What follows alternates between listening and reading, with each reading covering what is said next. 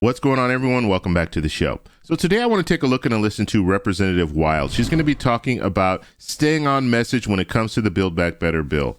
And this is one of those situations where I think she's right on point, because I think when we're looking at these different bills and the Democratic Party, because basically at this point the Democrats are the ones that are moving forward with these bills. Okay, so even the infrastructure bill, the first infrastructure bill, Democrats are the ones that really push that, and you had the majority of Democrats supporting that, actually pretty much every Democrat supporting that, and then you had some Republicans support it.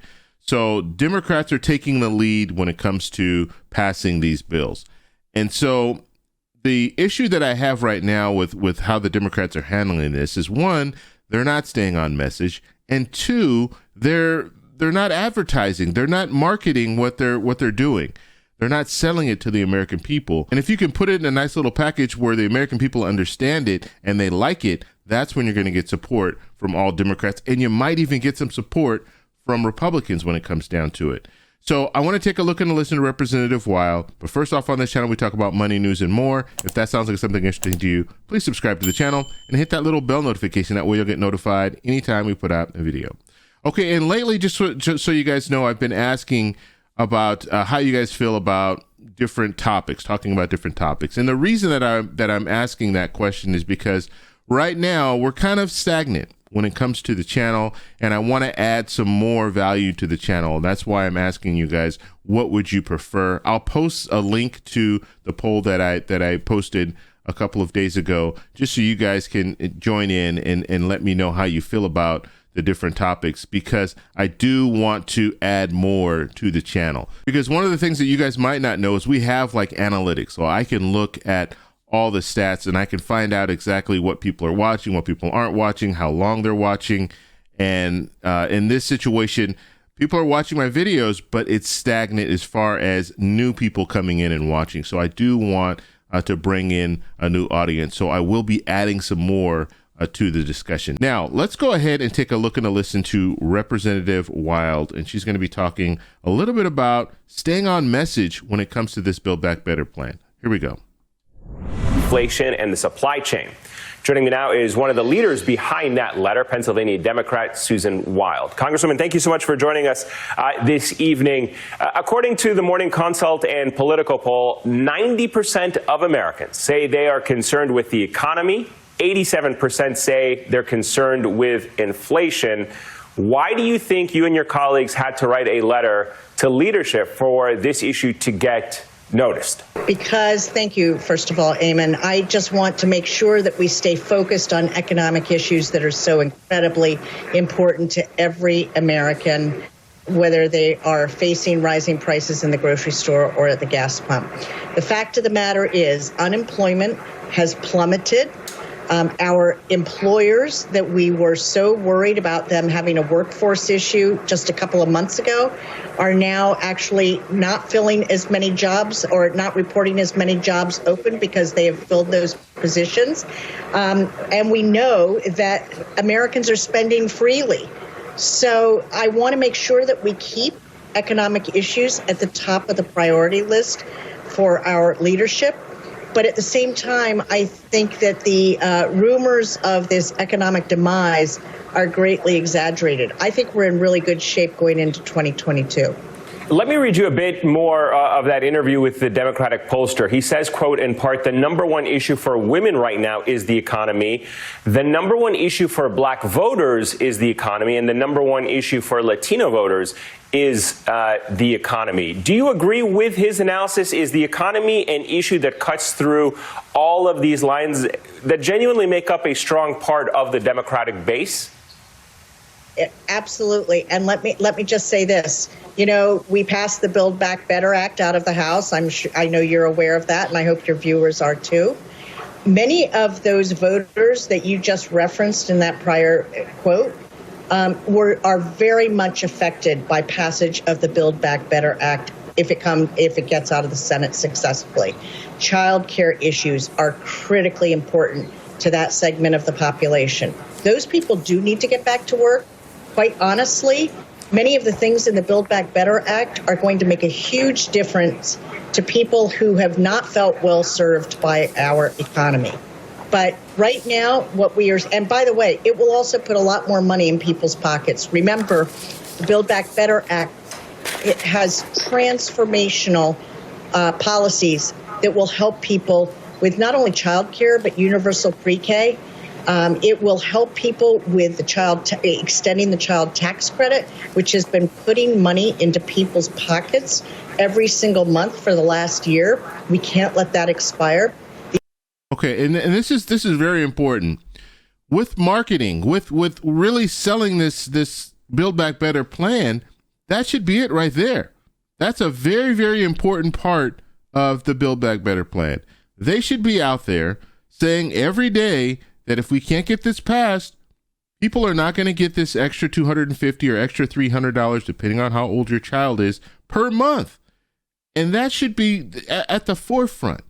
And not to mention, it's not just that, but when you're looking at the child tax credit, you're not just getting that $250 to $300 per month, but you also have a tax write-off at the end of this year. So when starting in 2022, when you start filing your taxes, you have another tax write-off, okay? Or at least they're extending it. So you're going to have the $250 to $300 per month, and then in 2022, when you file your taxes, you're going to be able to claim even more. And so when it comes down to it, that should be the selling point. And so that's what we should be hearing from Democrats every day. And then Democrats should also look at the Republicans and say, look, do you support this? Do you support a tax cut for the American families? That should be out there, but we're not hearing that. We don't even, a lot of people don't even know that this child tax credit will expire this month. They don't know. They have no idea that the monthly payments they're going to be gone after the end of December. So this needs to be sold to the American people. And I think at this point, it's not being sold. Earned income tax credit. These are all things, when I said before that Americans are spending at a very aggressive rate, we need to keep that happening right now, quite honestly. We're actually in good shape, but we have to get that Build Back Better Act passed through the Senate. You talk about the state of the economy and how it's doing well, and certainly the White House would agree with you, and there certainly needs to be some tweaks to it, no doubt about it, as you mentioned, addressing inflation. But there are, in the eyes of some, existential threats to our democracy, voting rights being one, redistricting being another, criminal justice reform, improving a lot of the social issues in this country when you have a Supreme Court that could potentially be overturning Roe versus Wade and affecting 125 million women. Those are not economic issues, but certainly those are, by some assessment, matters of life and death, both to our democracy and to our women in this country. Should those not be also a priority? I mean, are we just talking about messaging here, or are we also talking about these things have to get done? Because, quite frankly, we're not seeing a lot of movement on some of these issues. We are talking about these things have to be done. Eamon, this is not about messaging. This is literally about people's lives. Whether you are talking about reproductive choice and access as necessary to abortion, when you are talking about voting rights, which is critically important, I will tell you that I have a slightly different view on this than perhaps House leadership. I think that it's very important that because we seem to have so little success getting voting rights bills through the U.S. Senate, I think it's time for us to take up discrete individual bills that deal with voting rights at the federal level, whether it's access to polling places, the hours that polling places are open, early voting. We absolutely have to do whatever we can, even if we take these individual issues and we break them up. Right. So that we are voting on them in a way that requires people to take an up or down vote, so that it can't be one of these things that it's some massive bill that people are always able to hide behind the fact that it was a massive bill, so that's why they voted no. We have to really take these issues on one by one.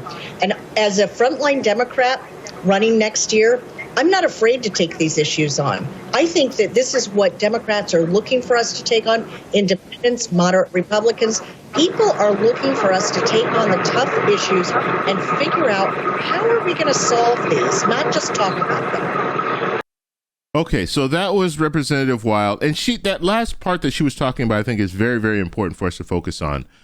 Taking things one by one. And I know last year when I was talking about the stimulus package, and we're talking about the stimulus checks and stuff, and I'm not talking about the last bills that we've been looking at. I'm talking about last year when we were trying to get the second stimulus check, and I was saying they need to do this in a package. That was a little bit different. But now that we're looking at some of these really important issues, when we start talking about the child tax credit, when we start talking about a raise for Social Security, when we start talking about stimulus checks, maybe we are at a point where we need to do things one by one, because she's right that politicians like to do the big packages, because if they are in opposition, they can say, well, I didn't like it as a package, but I would have liked the child tax credit, or I would have liked a raise for Social Security, or I would have liked these different things if they were separate, but being that they're all together, I just can't support that. Or the 1.75 trillion, I can't support it. That's just too much. But if you're looking at a smaller package, maybe I would support it if it was a smaller package. So I think this is one of those things where she's right. I think the one doing things one by one, kind of pulling things out there and extending them that way, or providing these different programs on a one by one, where it has to go in front of the House, gets passed, go to the Senate, gets passed, it goes to the president. That you can't hide behind that. Either you're for a child tax credit or you're not. Either you're for Medicare expansion or you're not. Because what's happening now, what we're seeing Senator Manchin do, we're seeing Senator Manchin just kind of pick apart these different parts of the Build Back Better plan and say that he's not in support, or he won't vote for the Build Back Better plan because he thinks that the child tax credit needs to be more targeted. Okay, well, if we took the child tax credit out, would you be in support of it? And the answer is probably no, because he'd find something else that he doesn't like, and he wouldn't support the whole plan because of this. So I think at this point, hopefully we can get the Build Back Better plan through the Senate. And then once it gets through the Senate and then it's signed off by the president, or actually in this case, it's going to be revised and it's going to be sent back to the House, and then the House will have to vote and approve it and then send it to the president. But once we get this one done, I think they need to start taking up these bills one by one. And I think the next thing is Social Security reform, because that's something that needs to happen. Social Security and Medicare reform. So we'll have to see if that does happen in 2022, but start taking up these bills one by one and see if you have support, and really call these politicians out and say, hey, look, do you support this or don't you? The only issue that I see is they do have another opportunity at reconciliation next year. And because of that, they might have to do a big package again, because they're only going to have one shot at that reconciliation. And so you can't do these smaller bills, because if you do a small bill and it's reconciliation, that's it. You can't do another bill with reconciliation. So we'll have to see where they go with this. But I want to know what you guys think. What do you guys think about all this? I think it's pretty crazy right now that we have this big monumental bill that can get passed, but we don't have everyone on the same page. And this bill is not being sold to the American people. Most people don't even know what's in it. They don't even know what they're going to be losing if it doesn't go through. So let me know what you guys think down below. If you like this video, please give me a thumbs up. Please subscribe for more, and I'll talk to you in the next one. Bye.